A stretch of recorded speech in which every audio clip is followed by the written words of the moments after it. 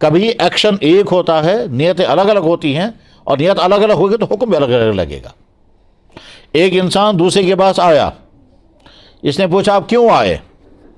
اس نے کہا میں آپ کے پاس آیا عیادت کے لیے، خبر۔ تو بہت اچھا۔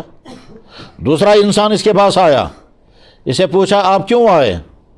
کہتا ہے ملاقات کرنے کے لیے، سمکھنے۔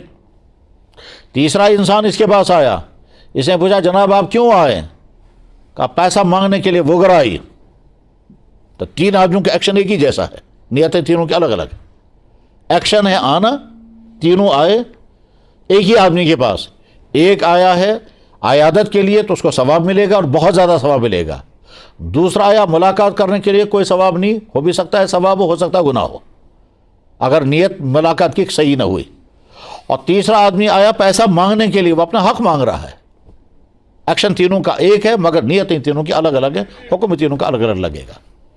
ایک انسان نے دوائی کی دکان سے وہ والی دوائی خریدی جس کو کچھ لوگ بطور ڈرگز کے بھی استعمال کرتے ہیں، مگر اس نے یہ دوائی خریدی دوا کے طور پر۔ ڈاکٹر نے کہا یہ آپ دوائی پیو، بدن میں کمزوری آ گئی تھی، ڈاکٹر نے کہا آپ فلانا ٹانک پیو، اور اس ٹانک پینے سے تم کو نیند بھی زیادہ آئے گی کیونکہ اس میں الکوہل بہت زیادہ ہے۔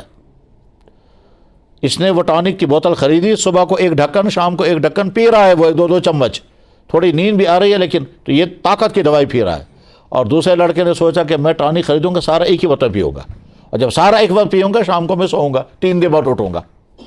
مجھے کل ایک صاحب بتا رہے تھے فلاں لڑکا جو ہے وہ ڈرگز کرتا ہے اور 3 دن بعد اٹھتا ہے، کل ہی بتا رہے تھے۔